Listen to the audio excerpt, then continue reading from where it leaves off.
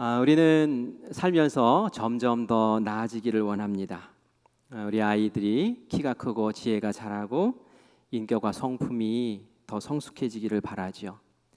내가 함께 있는 가정, 또 내가 일하는 직장, 또 내가 운영하는 사업체가 더 잘 되기를 바라죠. 지금부터 더 나은 모습으로 그렇게 변해가기를 원합니다. 내가 좋은 아빠 되기를 바라고요. 또 내가 좋은 남편 되기를 바라고요. 또 교회에서는 좋은 성도 되기를 바랍니다. 또 그렇게 되었을 때는 하나님께 감사하지요. 이렇게 좋은 모습으로 나아가려면 변화라는 것이 꼭 필요합니다. 변화라는 것은 어떤 처음에 성질과 모양, 어떤 형태에서 달라지는 것을 이야기를 하지요. 변화하지 않으면 미래가 없습니다. 그렇죠? 근데 이 변화에 대한 반의어가 있어요. 반대말이라고 표현할 수 있는 게 있는데 그건 뭐냐면 정체라는 거예요. 정체. 그죠? 그리고 유지 뭐 이런 것도 있어요. 근데 여러분 변질이라는 말도 아시죠? 변질. 이 변질이 뭡니까? 성질이 바뀌고 달라졌는데 안 좋은 쪽으로 달라진 것을 부정적인 표현으로 변질이라고 이야기를 합니다. 어느 유명한 교회 어느 유명한 목사님이 유튜브에서 이렇게 설교를 하시는 걸 제가 들었는데 교인들에게 간곡하게 부탁하는 호소의 이야기였어요. 여러분 왜 이렇게 변하셨습니까? 하면서 이야기를 하는데 예배 시간에 여러분 예전에는 늦지 않았잖아요. 왜 이렇게 예배 시간에 자꾸 늦으십니까? 여러분 이전에는 축도 다 받고 가셨잖아요. 근데 왜 차 빼는 게 그렇게 빨리 빼는 게 그렇게 급합니까? 왜 이렇게 축도도 받지 않고 나가십니까? 제가 청년부 예배에 들어갔더니 청년들이 마치 공연 보듯이 예배를 드리는 것을 보고 깜짝 놀랐습니다. 다 커피잔 들고 들어와가지고 커피를 마시면서 등을 탁 뒤에다 기대고 세상에서 제일 편한 옷을 입고 앉아 예배를 드리는데 그게 예배를 드리는 거지 공연을 보러 온 건지 제가 모르겠습니다. 제가 밑에 사람들을 만나러 갈 때도 그런 복장으로는 안 나가겠습니다. 이러면서 간곡하게 이야기를 하더라고요. 여러분 그건 변화가 아니라 변질입니다. 본질로 우리가 마음을 정하고 다시 본질을 찾읍시다 라고 이야기를 하더라고요. 이렇게 좋지 않게 변하는 것을 변질이라고 얘기를 한다는 얘기예요. 오늘 저는 변화에 대한 이야기를 하려고 해요. 긍정적인 차원에서 아름답게 좋게 풍성하게 변화되는 그 변화를 오늘 이야기하려고 합니다. 설교의 제목을 함께 읽을까요? 시작. 변화시키는 복음의 힘. 그런데 이 변화시키는 힘이 있는데 그건 뭐 세상에 여러 가지 것들이 있을 거예요. 하지만 우리가 예수님 믿는 사람으로서 우리를 강력하게 변화시킬 수 있는 그 힘은 그 원동력은 바로 복음이라는 것입니다. 복음이 사람을 변화시키고요. 복음이 가정을 변화시키고요. 가정이 사회를 변화시킵니다. 그 능력입니다. 그게 정말 가능한가? 우리 한번 그것을 살펴보려고 하는 거죠. 복음은 말이죠. 2000년 전이나 지금이나 변하지 않습니다. 복음은 진리이기 때문에 그래요. 진리가 변하면 그건 변질되는 거죠. 복음은 변하지 않았습니다. 그런데 이 복음 안에 사는 우리는 변해야 됩니다. 예수님의 사람으로 하나님의 사람으로 예수님의 성품을 닮아가고 선한 영향력을 드러내면서 살리는 귀한 역사들을 드러내는 그 삶, 그게 바로 복음으로 인해 달라진 아름다운 삶이죠. 그러려면 복음을 제대로 만나야 돼요. 복음 속에 계신 예수님을 제대로 만나야 돼요. 복음 속에 담겨있는 그 하나님의 그 섭리와 그 사랑을 제대로 만나야 돼요. 그 만남이 있으면 변화가 일어납니다. 제가 복음이란 이야기를 자꾸 하는데 복음이 도대체 뭡니까? 누군가가 여러분들에게 물어요. 자꾸 복음 하는데 복음이 뭡니까? 나에게 한번 설명을 해주세요 라고 하면 여러분들 어떻게 설명하겠습니까? 제가 여러분들에게 간단하게 말씀을 드릴 텐데 여러분들도 나도 저렇게 생각해 라고 하시는지, 나는 달리 생각해 라고 하시는지, 나는 더 잘 설명할 수 있어 라고 하시는지 한번 들어보시면서 마음을 정리해 보시기 바라요. 사람이 창조되어서 처음 살았을 때는 굉장히 행복했어요. 근심 걱정, 염려, 질병, 죽음 이런 걱정이 없었어요. 왜냐하면은 하나님께서 그 사람을 가장 행복한 상태로 창조하시고 모든 조건들을 갖추어 놓으셨기 때문에 그랬죠. 사람과의 관계도 너무 행복했습니다. 아담이 하와에게 너는 내 뼈 중에 뼈고 살 중에 살이라고 그렇게 사랑을 고백하며 지낼 정도였어요. 모든 만물들과도 평안했습니다. 짐승과도 평안했고요. 또 자연 만물은 사람을 위해서 열매를 공급해 줬어요. 땀 흘리지 않아도 먹을 수 있었습니다. 자연 만물과의 관계가 이렇게 아름다웠다는 거예요. 무엇보다 하나님의 관계가 너무 좋았어요. 저 멀리 계신 하나님이 아니라 수시로 사람을 만나주시고 대화하시고 격려해 주시고 이끌어 주시는 그 하나님과의 형통한 관계가 처음 사람의 모습이었지요. 그런데 이 사람에게 죄가 찾아옵니다. 아담과 하와에게 사탄이 미혹합니다. 하나님이 하지 말라고 했던 그 한 가지 선악과를 먹지 말라는 그 한 가지 그것을 범하게 만들지요. 그래서 불순종하게 됩니다. 그리고 죄가 찾아오는 거죠. 하나님이 가장 싫어하시는 거룩하신 하나님이 가장 미워하시는 그 죄를 서슴없이 인간이 저지름으로 말미암아 이전에 아름다웠던 그 관계들이 다 파괴되는 거예요. 먼저는 하나님과의 관계가 파괴됐어요. 하나님은 죄 지은 사람을 더 이상 가까이 둘 수가 없었어요. 너 에덴 동산에서 떠나라 하고 내쫓아 버리십니다. 하나님과의 관계가 깨져버리는 거예요. 그뿐만이 아니에요. 죄를 짓고 나니 아담이 하와에게 저 여자 때문에 내가 죄를 지었습니다 라고 하면서 부부의 관계가 금이 가고 와장창 무너지는 모습을 보게 됩니다. 자연 만물과의 관계도 깨져버렸어요. 이전에는 자 먹어 하면서 열매를 내던 그 땅들이 가시덤불을 내면서 그 가시덤불을 제거하지 않으면 그리고 땀 흘려 일하지 않으면 안 되는 그런 상황으로 바뀌어 버렸어요. 병이 찾아왔어요. 죽음이 찾아왔어요. 그 병과 죽음으로 전전긍긍하며 공포 속에서 살아갑니다. 그것이 바로 죄 지은 이후의 사람의 모습이고 바로 지금 이 땅을 살아가는 우리의 모습이라는 거죠. 그런데 이 모습 이대로 살면은 이 세상에서도 고생이지만 죽어서도 지옥 가는 끔찍한 미래가 우리 앞에 놓여 있다는 거예요. 하나님은 우리를 사랑하세요. 내가 창조한 인간이 지옥으로 향하고 있다는 것이 하나님에게 너무나 가슴 아픈 일이었어요. 그래서 어떻게 해서든지 이 사람을 살려내야 된다. 이 죄값을 어떻게 해서든지 죄의 이 모습을 바꿔놔야 된다라는 하나님 마음이 있었죠.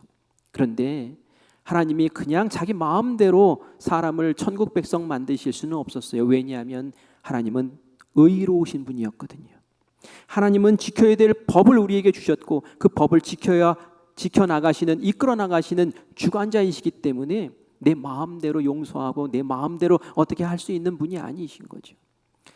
이 의로움을 지키시기 위해서 하나님의 방법을 생각하셨는데 그것은 대신 이 죄의 짐을 다 걸머지고 이 죄값을 사람을 대신해서 처리할 어떤 한 방법을 마련하신 거죠. 그것이 바로 예수님, 하나밖에 없는 독생자 예수님, 그 예수님을 인간의 몸을 입어 이 땅에 보내신 것이었어요.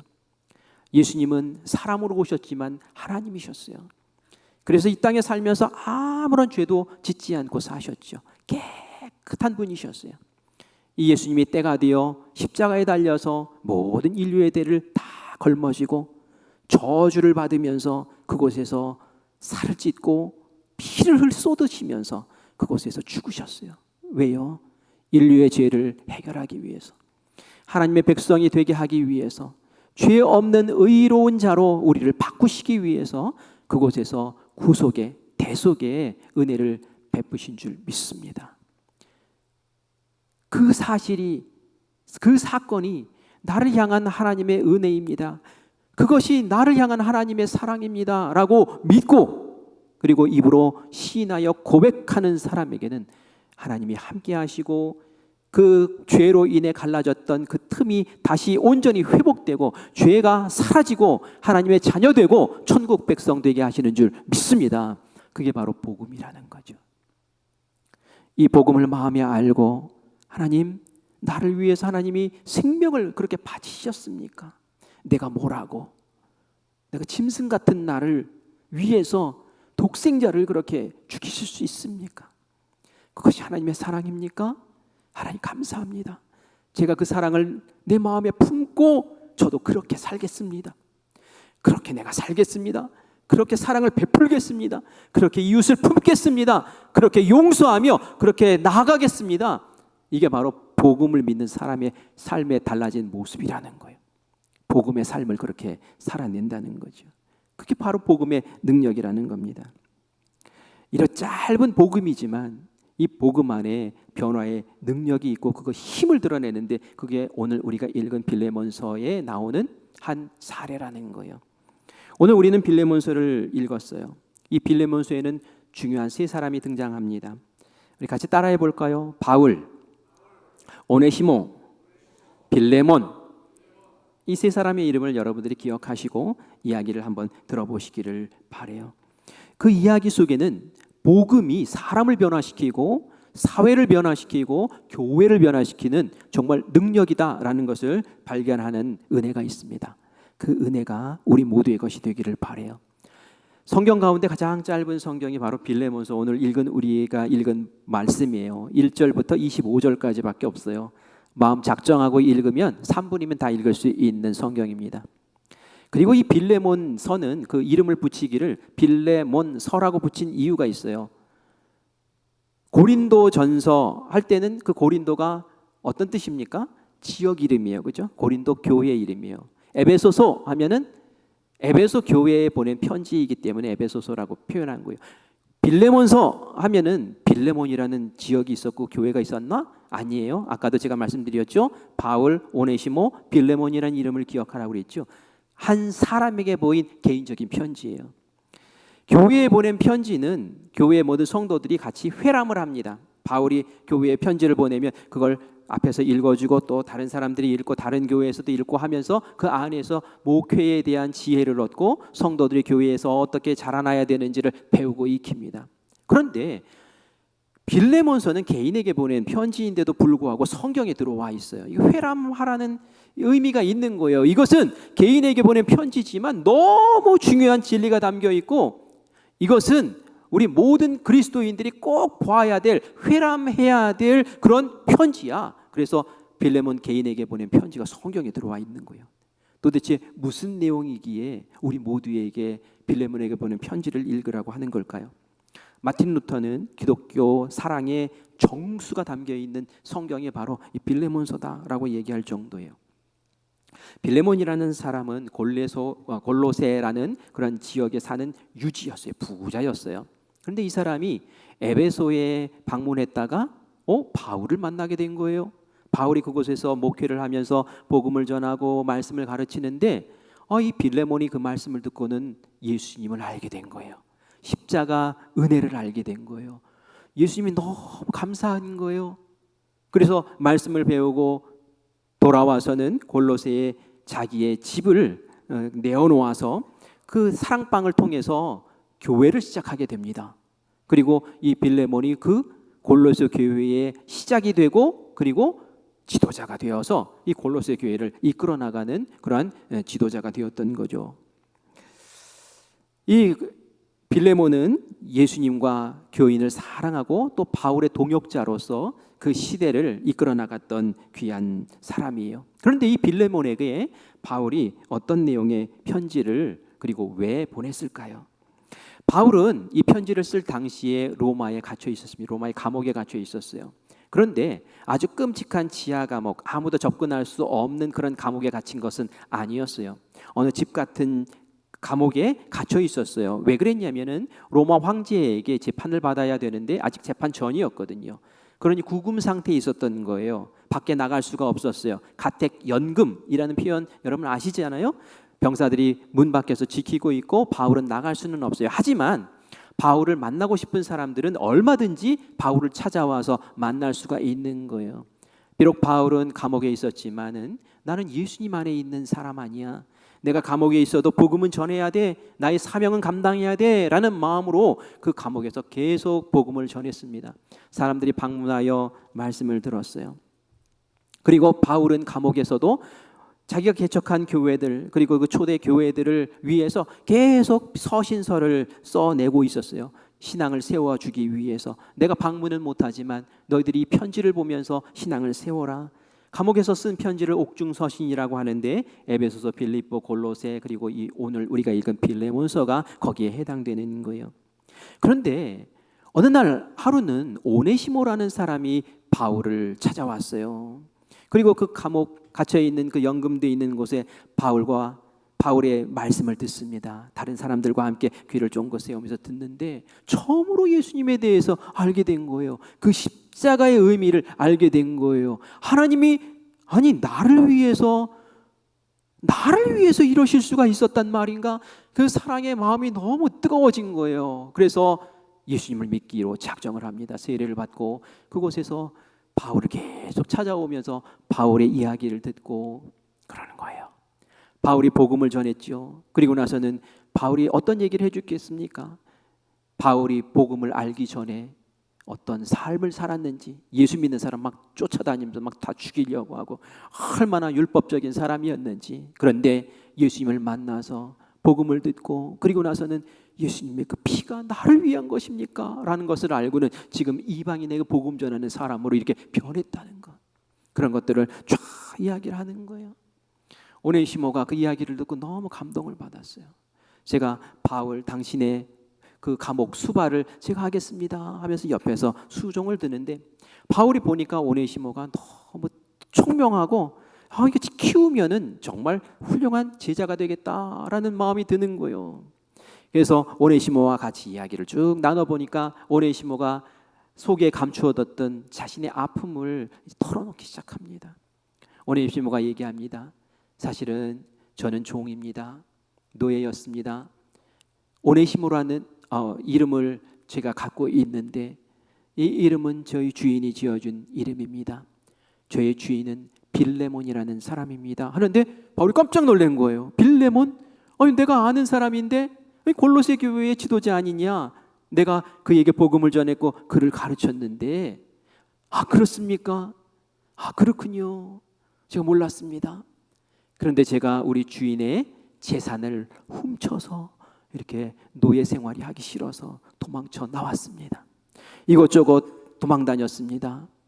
혹시 주인이 사람을 보내서 저를 잡을까 봐 노심초사하며 가슴 조마조마하며 이것저것 다니다가 로마까지 왔습니다. 숨을 곳이 없어서 여기까지 왔는데 바울 선생님을 만나게 되고 이렇게 복음을 들었습니다. 저는 죄인입니다. 이렇게 얘기를 하는 거예요. 너무 안타까운 거예요. 이거 참 쓸만한 사람인데 예수 믿고 이제 구원받았는데 하나님의 자녀가 되었는데 복음을 들었는데 아직도 그 죄 가운데 짓눌려가지고 내가 언제 잡혀서 죽을지 몰라 하는 그런 안타까움으로 전전긍긍하고 있는 이 오네시모를 바울이 어떻게 해서든지 살려내야겠다라는 그런 마음을 갖게 되지요. 내가 어떻게 해서든지 도와야겠다, 화해자의 역할을 해야겠다라고 생각을 합니다. 그래서 바울이 말이죠, 교회에 편지들을 썼다고 그랬잖아요. 마침 골로새 교회에도 편지를 쓸 일이 있었어요. 그래서 교회를 향한 편지를 쫙 씁니다. 목회 이렇게 해야 되고 교회 어려움이 있을 때 이렇게 풀어야 되고 하면서 다 지혜의 말씀들을 써서 두기고라는 사람에게 그 편지를 들려서 보내요. 그런데 두기고가 갈 때에 이 오네시모도 너도 함께 가 이러는 거예요. 가슴이 철렁한 거예요. 지금 도망 나와 있는데 죄 짓고 잡히면 큰일인데 그 당시에는 로마법에 노예는 짐승이었어요. 노예는 가축이었어요. 노예는 물건이었어요. 어디 감히 주인에게 해를 끼치고 그런 짓을 할 수 있습니까? 딱 잡히면 호되게 매질을 당하거나 아니면 주인의 마음대로 그냥 그 생명 처분하는 일은 아무것도 아니었던 거예요. 내가 주인에게 아무 해준 것도 없고 그런데 눈을 그냥 부라리고 있을 그 주인 앞에 어떻게 가냐고. 가라고, 걱정하지 말라고, 내가 너를 위해서 편지를 하나 써줄게 해서 쓴 편지가 바로 이 빌레몬서라는 거예요. 그러니 그 빌레몬서의 안에는 뭐가 담겨 있었겠습니까? 그 내용은 빌레몬 좀 용서해줘라는 그런 내용이 담겨 있겠죠. 그래서 그 편지를 들려서 이 오네시모를 이제 골로새 교회에 있는 빌레몬에게 보내는 내용이에요. 바울이 이 편지를 보내면서 어떤 내용으로 빌레몬을 어루만지고 그 마음을 녹일까요? 무조건 내가 너의 스승이니 용서해라 이렇게 했을까요? 그렇지 않았습니다. 바울이 빌레몬의 마음에 교훈을 주며 복음을 전하며 그러면서 빌레몬을 녹이기 시작합니다. 그 말씀이 10절, 11절, 12절에 나오는데 우리 한 목소리로 같이 읽습니다. 갇힌 중에 낳은 아들 오네시모를 위하여 네게 간구하노라. 그가 전에는 네게 무익하였으나 이제는 나와 네게 유익함으로 네게 그를 돌려보내니 그는 내 신복이라. 아멘. 갇힌 자 중에 낳은 아들이라는 표현이 뭡니까? 내가 지금 감옥에 있잖아요. 감옥에서 내가 아들을 낳았다. 아니, 바울이 결혼도 안 했는데 무슨 아들을 낳았나? 바울이 아들이라고 표현한 사람이 몇 명이 있어요. 디모데라는 사람이 있고요, 디도라는 사람이 있는데 오늘 이 오네시모도 마찬가지로 아들이라고 표현하는 거예요. 아무에게나 아들이라는 표현을 안 썼거든요. 그만큼 나에게 소중한 사람이라는 거예요. 옥중에서 나왔다는 얘기는 내가 옥에 있으면서도 복음을 전했는데 이 복음을 통해서 이 사람이 회심하고 그리스도인이 되고 하나님의 자녀가 되고 교인이 되었다라는 그런 표현을 하는 거죠. 그러면서 이 오네시모를 너에게 다시 돌려보내는데 이 오네시모가 이전에 알던 오네시모가 아니다. 네가 지금 마음에 생각하고 있는 오네시모는 이전에 너에게 무익한 해를 끼쳤던 그런 오네시모지. 정말 죽이고 싶은 오네시모지. 하지만 그렇지 않아. 복음을 통해서 이 사람이 변했는데 얼마나 나에게 유익이 되는지 몰라. 너에게도 분명히 유익이 될 사람임이 분명하다. 그를 너에게 돌려보낸다. 내가 곁에 두고 내 시중을 들게 하고 싶어. 하지만 너에게 돌려보낸다. 내 신복이다. 내 심장과 같은 사람이다. 그러니 이 사람을 네가 어떻게 하겠느냐라는 거예요. 변했다는 거예요. 복음 듣고 무익한 사람에서 유익한 사람으로 바뀌었다는 거예요. 복음은 이런 능력이 있다는 거예요. 어떻게 한순간에 사람이 바뀔 수 있나 하지만 그 한순간에 바뀔 수 있게 하는 것이 복음의 능력이고 하나님의 능력이고 그리스도의 사랑인 줄 믿습니다.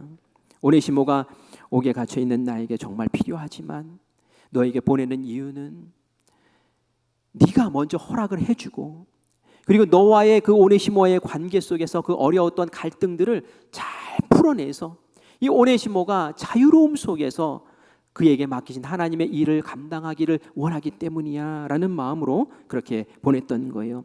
그리고 내가 너에게 말하는 것은 억지로 하라는 것이 아니라 강요해서 하는 것이 아니라 네가 스스로 기뻐해서 이 오네시모를 품었으면 좋겠어 하면서 16절 17절의 말씀을 합니다. 우리 이 말씀도 같이 읽습니다. 시작. 이후로는 종과 같이 대하지 아니하고 종 이상으로 곧 사랑받는 형제로 둘 자라.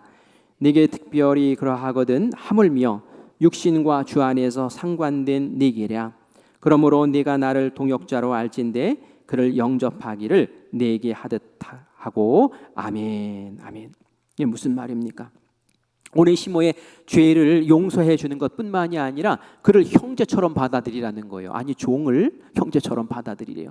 그뿐만이 아니에요. 네가 나를 동역자로 생각하는 것처럼 이 오네시모를 동역자처럼 대해달라는 거예요. 아니 죄 용서해 주는 것만도 감지덕진데 거기에다가 뭐 형제로 그리고 또 뭐 동역자로 바울처럼 대접을 해달라고 이게 말이나 되는 겁니까? 그런데 이런 요구를 서슴없이 합니다. 제가 볼 때에도 좀 무리하다 싶은 부탁을 그렇게 하는 거예요.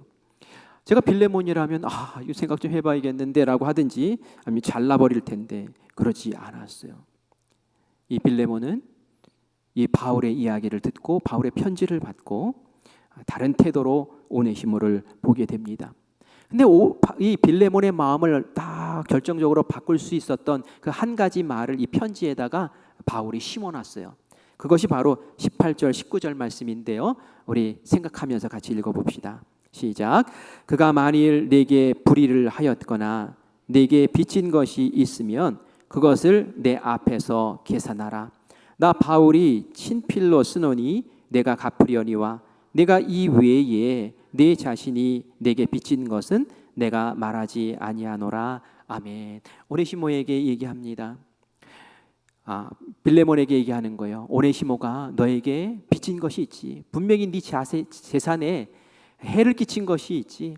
그 금액이 얼마 되는지 난 잘 모르겠다. 하지만 그 금액이 얼마나 되든지 내가 갚을게.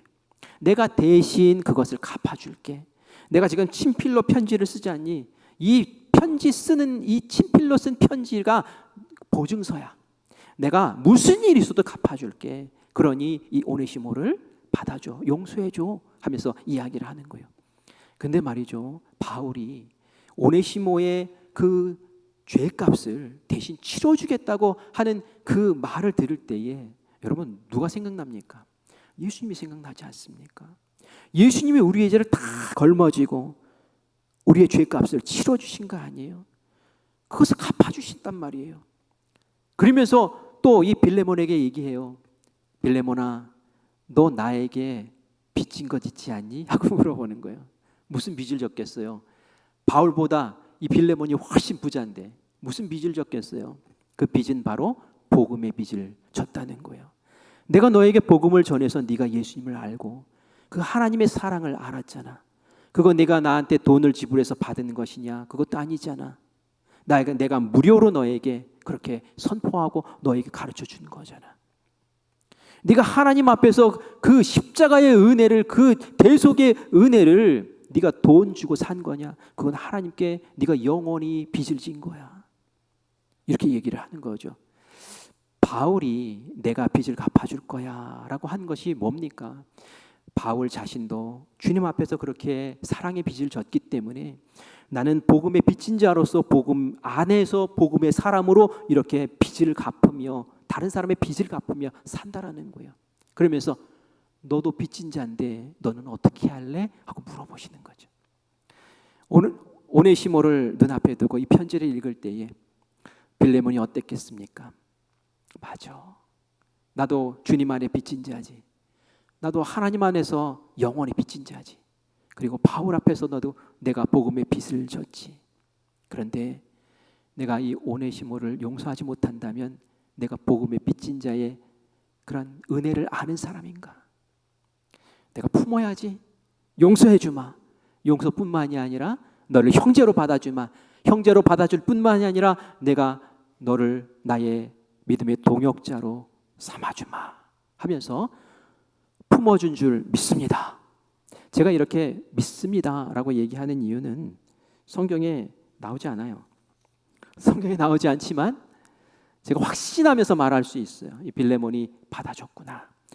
왜 제가 확신하면서 말할 수 있겠습니까? 그것은 빌레몬서가 성경에 담겨 있기 때문에 그런 거예요. 만약에 빌레몬이 못하겠습니다. 바울 선생님 그렇게는 안 되지요. 죄값은 받아야지요. 뭐 이러면서 나섰다면은 고개를 절레절레 흔들면서 오네시모를 배척했다면은 빌레몬서가 성경에 들어올 리가 없어요. 그런데 빌레몬서가 모든 사람들이 함께 읽을 수 있는 성경 안에 탁 들어와서 정경 안에 포함된 것은 빌레몬이 아멘하고 순종한 줄 믿습니다. 들려오는 전승에 의하면 이 오네시모는 정말 좋은 동역자가 됐고 교회의 리더가 되어서 교회를 치리하고 다스리고 그리고 감독이 되어서 여러 교회들을 그렇게 이끌어 나갔던 리더가 되었다고 그래요. 그리고 이 오네시모가 바울의 편지를 또 잘 정리도 하고 해서 바울의 이 서신이 성경 안에 잘 들어올 수 있도록 하는데도 일익을 담당했다라는 그런 전승이 있어요. 어떻게 노예였던 사람이 이렇게 교회의 위대한 리더가 될 수 있었습니까? 딱 한 가지예요. 뭡니까? 그것은 복음 안에서 변화됐기 때문인 줄 믿습니다. 그리고 복음 안에서 변화된 사람들의 은혜가 있었기 때문인 줄 믿습니다. 복음 안에서 변화된다는 것이 바로 이런 능력이라는 거예요. 바로 이 복음의 능력이 바로 우리의 능력이 되기를 간절히 원합니다. 저는 이 빌레몬서를 볼 때마다 생각나는 한 예화가 있어요. 근데 이게 예화가 실화예요, 실화.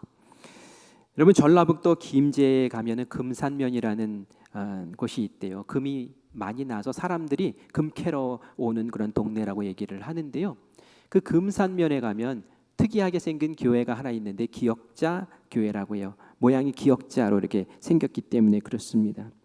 왜 기역자로 교회를 지었을까요?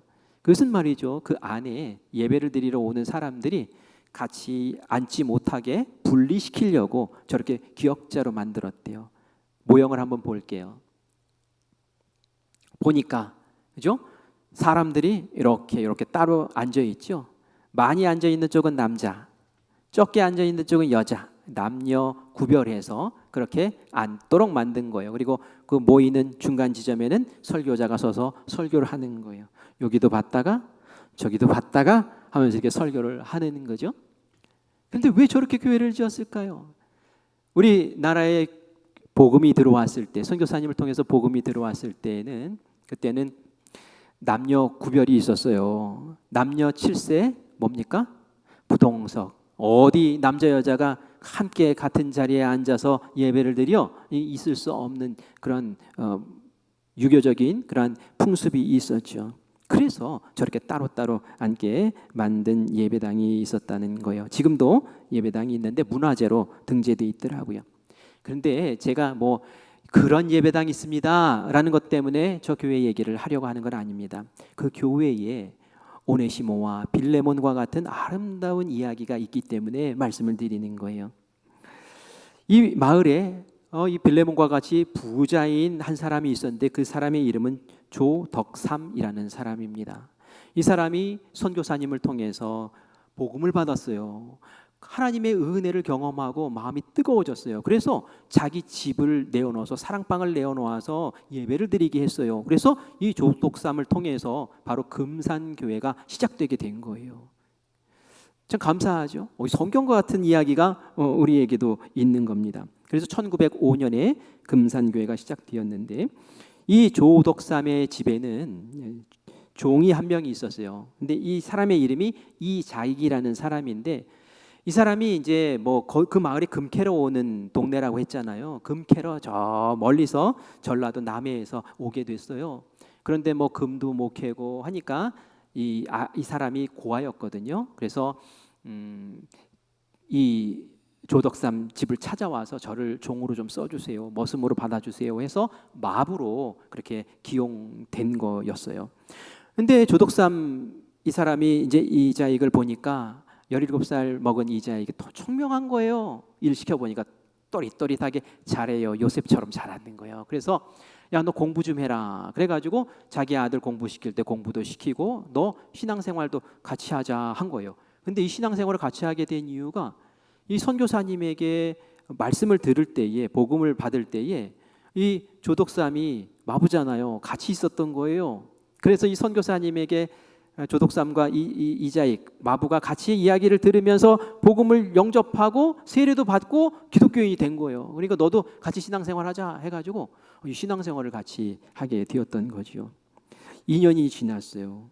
1907년 되었을 때에 주인 조덕삼과 머슴 이자익이 금산교회 장로님을 선출하는데 두 사람이 후보로 오른 거예요. 와, 이건 뭐 그 당시가 유교 정신이 있는 시대인데 이거 충격적인 것 아닙니까? 어떻게 머슴이 주인과 같이 장로에 되겠다고 이렇게 올라올 수 있습니까? 그렇죠? 그런데 더 충격적인 것은 뭐냐면은 투표를 했는데 누가 됐을까요? 아니 이자익이 된 거예요. 그러니까 뭐 교인들도 웅성웅성하고 아니 내가 이게 표를 아주 난감한 거예요. 그죠? 얼마나 난감합니까? 그 나이 차이도 15살이나 차이가 났어요. 연장자가 하는 게 맞는 거 아닙니까? 우리가 뭐 상식적으로 생각할 때 이게 상식이 다 뒤집어 엎어진 거예요. 그래서 선교사님이 얘기합니다. 이자익 씨가 이제 우리 교회 장로로 선출되었으니 이제부터는 이자익 장로라고 부르시기 바랍니다 라고 얘기를 하는 거예요. 여러분 그 자리를 한번 상상해 보세요. 이 조덕삼 이분은 얼굴 표정이 어땠을까요? 그냥 새파랗게 막 질리고 막 불이 막 나서 어쩔 줄 몰라 하고 막 이런 게 상상되지 않습니까? 그런데 이 조덕삼 씨가 이제 투표를 마치고 그리고 선교사님이 그렇게 얘기할 때에 이제 앞에 나가서 인사를 합니다. 이렇게 얘기를 해요. 우리 금산교회 성도님들은 참으로 훌륭한 일을 해냈습니다. 저희 집에서 일하는 이자익 영수는 저보다 신앙열의가 훨씬 높습니다. 나는 하나님의 뜻을 겸허히 받아들여 이자익 장로를 잘 받들고 더욱 교회를 잘 섬기겠습니다. 대단히 감사합니다 하면서 자리에 들어가서 딱 앉는 거예요. 아니 이게 또 충격적이지 않습니까? 어떻게 이런 일이 있을 수 있을까요? 이 조덕삼 씨가 한 이 이야기가 정말 진심일까요? 정말 진심일까? 그 이후에 조덕삼 이 영수가 했던 그 모습을 보면 정말 진심이구나라는 것을 알게 돼요. 선교사님이 없을 때는 장로님이 앞에 나가서 설교를 하죠. 나가서 설교를 쫙 합니다. 그러면 조덕삼 영수는 그 바닥에 다 무릎 꿇고 앉아서 그 말씀을 경청하는 거예요. 아멘 하면서 경청합니다. 이런 일이 어떻게 있을 수 있어요? 저는 여러 교회를 경험을 하면서 이 직분 때문에 교회 뛰쳐나가는 사람 많이 봤거든요. 나를 업신여기고 나를 무시하고 이러면서 뛰쳐나가는 사람 많이 봤거든요. 근데 안 그러는 거예요. 그 다음 해에 이 조덕삼 씨도 장로로 피택이 돼서 장로님이 되었어요. 그리고 나서 이 조덕삼 장로님이 생각했어요. 이 이자익 장로는 장로로 지금 있으면 안 돼. 이 사람은 목회를 해야 될 사람이야. 그래서 말이죠. 선교사님에게 추천서를 써주세요 하고 평양신학교에 입학을 하게 되고 그 드는 경비와 모든 학비를 이 조덕삼 장로가 다 지원을 해줘서 목사 안수를 받게 만들어줍니다. 그리고 나서는 이자익 목사님이 금산교회에 돌아왔을 때에 제2대 목사님으로 그 교회를 담임하고 이 조덕삼 장로님은 장로님으로 협력하면서 이 금산교회를 막 부흥시키는 거예요. 그때 지어진 교회가 바로 이 기억자교회라는 거예요. 그래서 이 이자익 목사님은 그 당시에 많은 그 장로교회를 이끌어 나가는 그 리더가 되어서 3번이나 그렇게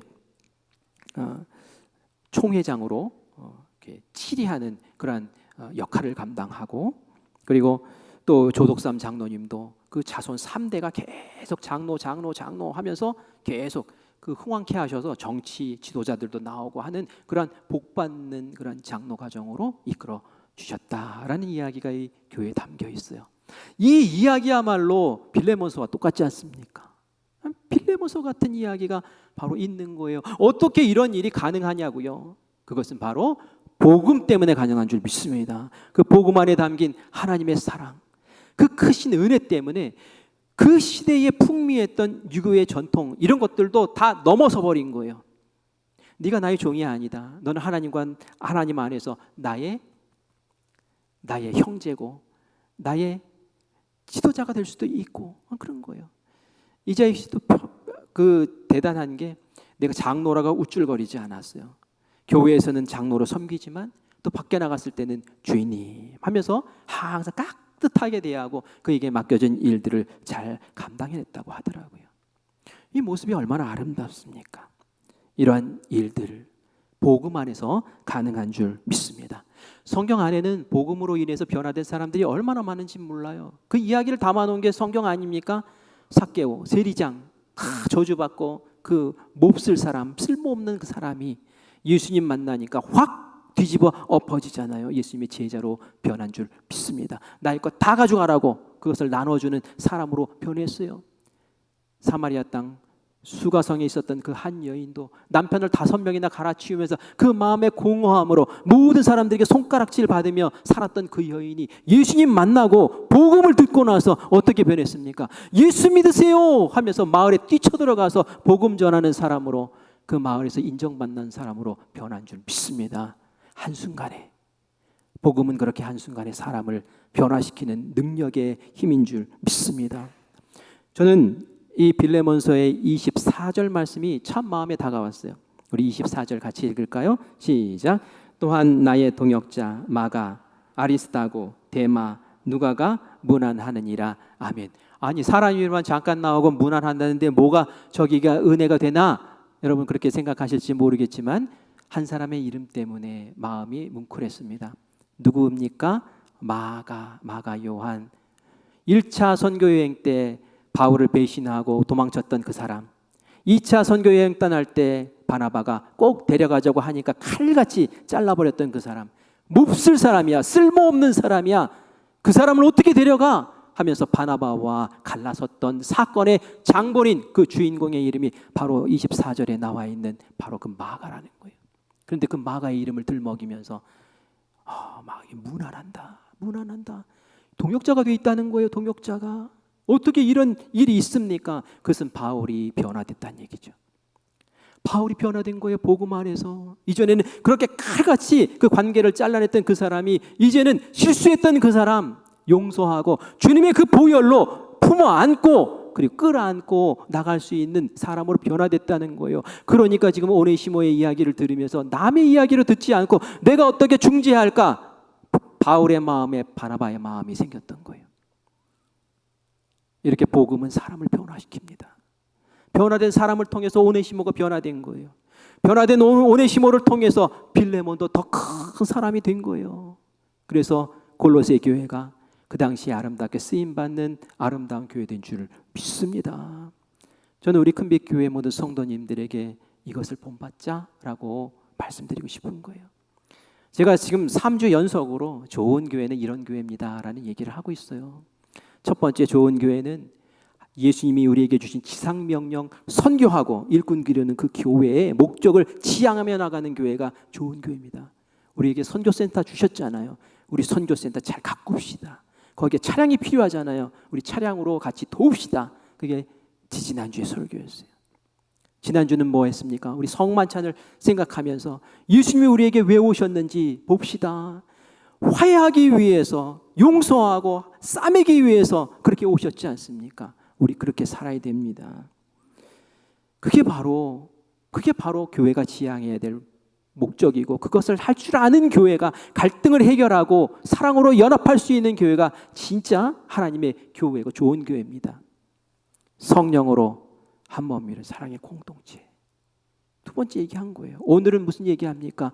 복음이 살아 역사하고 복음으로 능력받아 복음이 힘이 되어 우리가 변화되고 이 세상을 변화시키는 아름다운 교회.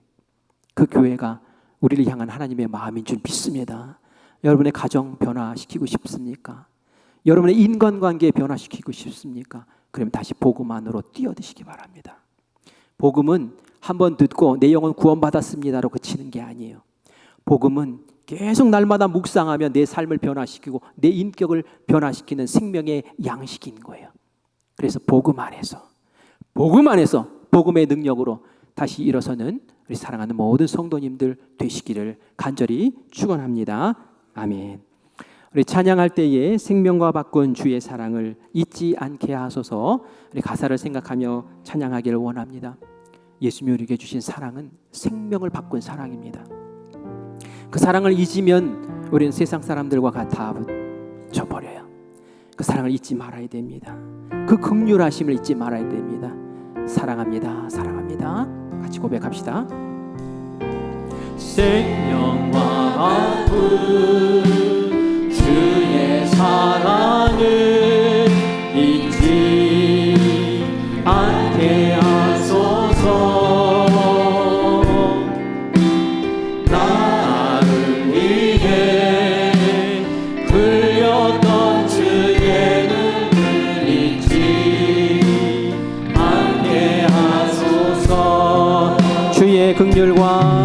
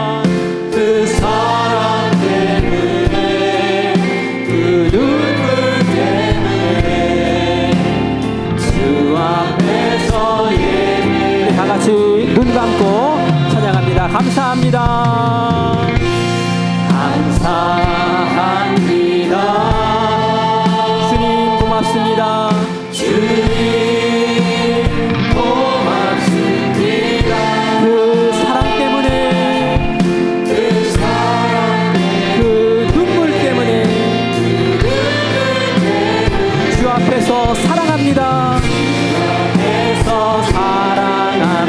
주 앞에서 사랑합니다.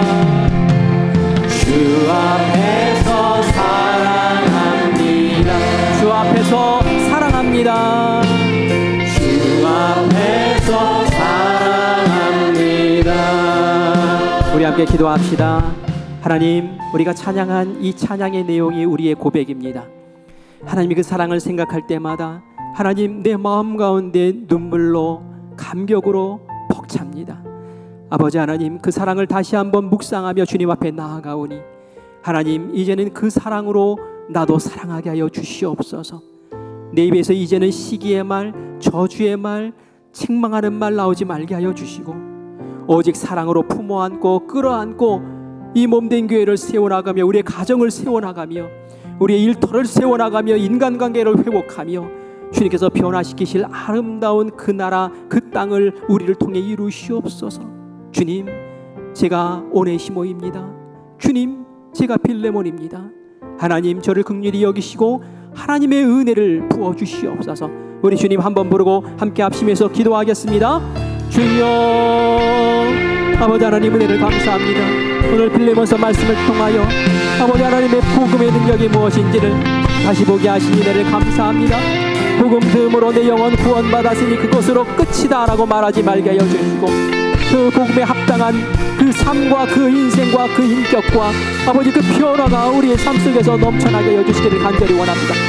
빌레몬이 사역했던 아름다운 골로새 교회가 우리 큰빛교회 되기를 원하오니 아버지 하나님, 우리에게 주님의 긍휼을 베풀어 주시고 그 은혜에 감격하여 우리 주변의 사람들을 살려내게 하여 주시며 그 은혜에 감격하여 우리 가정을 살려내게 하여 주시며 우리의 무너진 인간관계들을 회복하게 하여 주시고 우리가 주님 안에서 한 몸 이룬 사랑의 공동체로 아름답게 일어설 수 있는 역사를 주님 베풀어 주시옵소서. 골로새 교회가 세상을 변화시키고 아름다운 역사를 이루어냈던 것처럼 아버지 하나님, 복음으로 세움받은 우리 교회 아버지 이 지역사회를 변화시키며 하나님의 아름다운 일을 선포하는 사랑의 교회, 능력의 교회 될 수 있도록 주님이 역사하여 주시옵소서. 주님께 노래 사랑하는 성도들 오늘 이 시간 만나주시는 줄 믿습니다. 복음으로 살게 하시옵소서. 복음으로 이기게 하여 주시옵소서. 복음으로 능력받게 하여 주시옵소서. 복음으로 세움받는 우리 큰빛교회 되게 하여 주시옵소서. 살아계신 예수님의 이름으로 간절히 기도합니다. 아멘. 하나님 은혜를 감사합니다. 오네시모가 우리입니다. 오네시모가 바로 나입니다. 이전에 주님을 알지 못할 때는 무익한 사람이었으나 복음 만나 주님 만나 변화되어 이 세상의 빛을 발하며 은혜를 나누며 사랑을 실천하는 유익한 사람이 되었음을 주님 앞에 감사로 고백합니다.